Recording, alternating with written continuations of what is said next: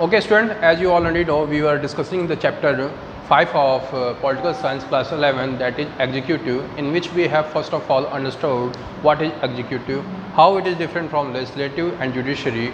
After that we have discussed about the types of executive around the world and what are the systems like parliamentary system. In the parliamentary system, how is executive performs, in presidential system how executives perform, what are the semi-presidential system.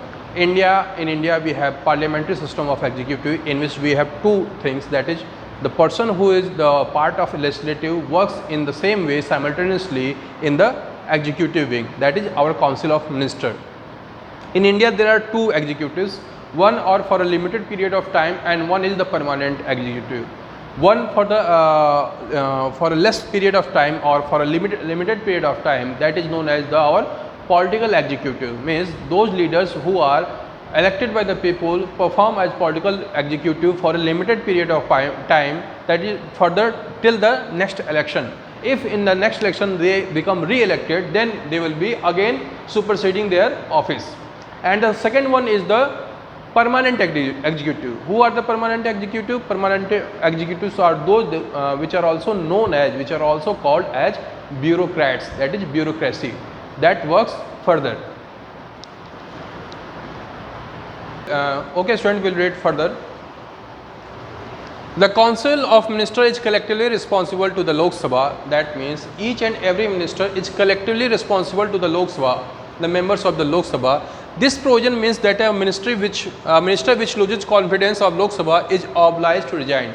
If someone is not working properly as per the norms, as per the you can say लोगों की उम्मीद के according, उम्मीद समझते हैं, according to the hope and norms of the Lok Sabha, they are obliged to resign. They have to resign from the Lok Sabha.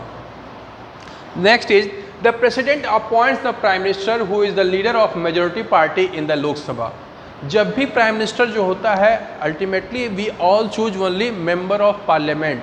All the members or parliaments are elected by the people, but who will be the prime minister of India? It will be decided by the majority who wins most of the seats. Means in present time there are 543 seats in Lok Sabha.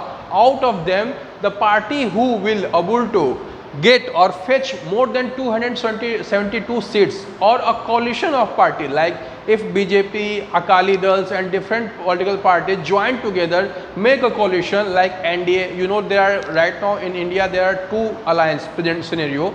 First of all is NDA, that is National Democratic Alliance, and the second one is UPA, United Progressive Alliance. UPA is led by Congress party, that is Indian National Congress, INC, and the third and the second one NDA, that is led by BJP, Bharatiya Janata Party.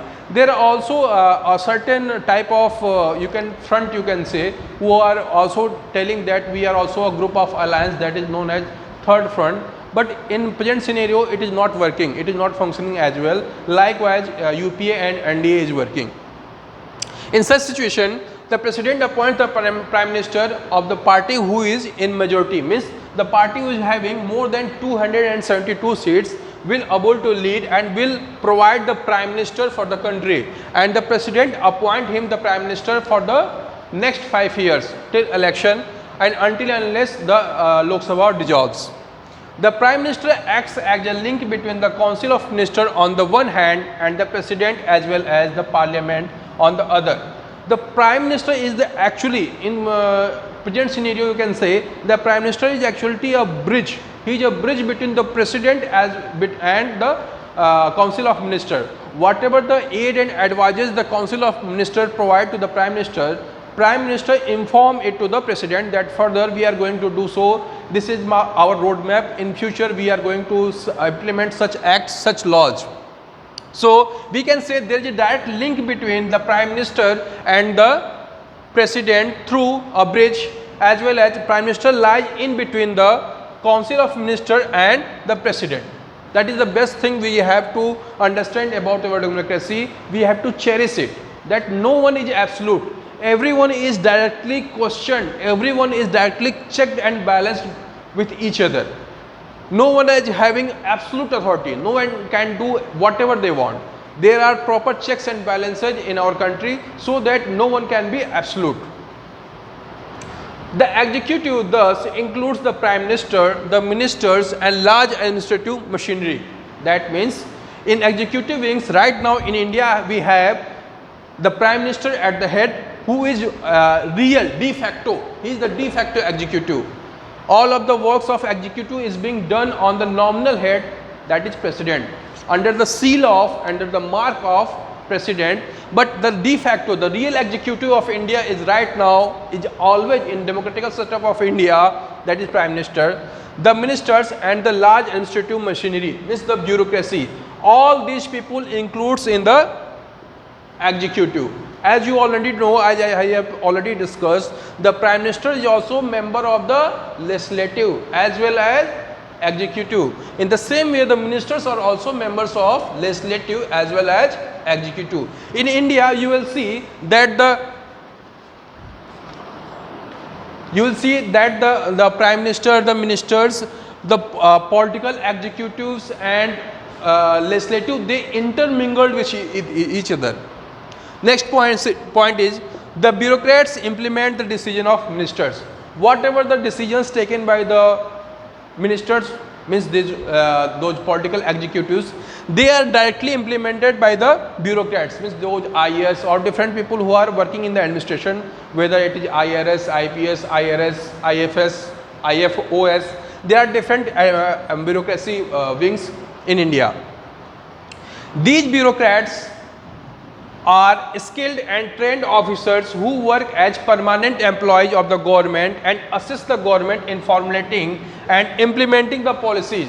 That means these bureaucrats are skilled. First of all, whosoever, if you become the IS of particular district or district magistrate of particular district, then you are, first of all, before being appointed, you will be properly trained and skilled, that how you will able to manage the administration, how you will able to manage the system, how you will able to manage the policy, the people, staff. Each and every aspect will be first of all trained to you, it will be informed to you, then you will be appointed, then you will be given the power to do so.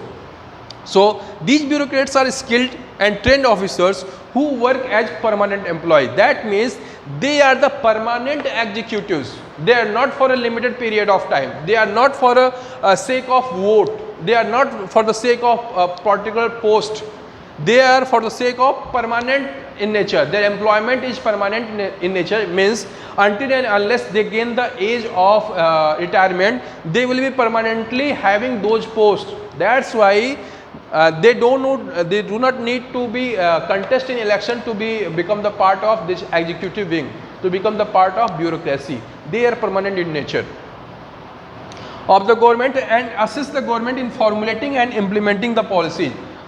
Then one thing more we have to understand, how they are able to formulate the policy. They are able to formulate the policy through feedback process. Whatever the law, whatever the policy the government will bring to the people, it will bring to the ground, this will be formulated as well as given feedback by the bureaucrats. These bureaucrats, the permanent executives, they will tell the government whether it is working or not, what are the problems they are facing, what are the pros, what are the cons, what are the advantages and what are the disadvantages of those policies. Then government will re-evaluate, then government will reform and government will reprocess the whole policy, and then it will take action according to it. That is what we have read about the executive. I hope you have understand the concept of executive. In the next class, we will able to understand the next chapter, that is legislative. In this chapter, we will learn about the India's central legislature and as well as state legislature. Thank you so much, student. Thank you.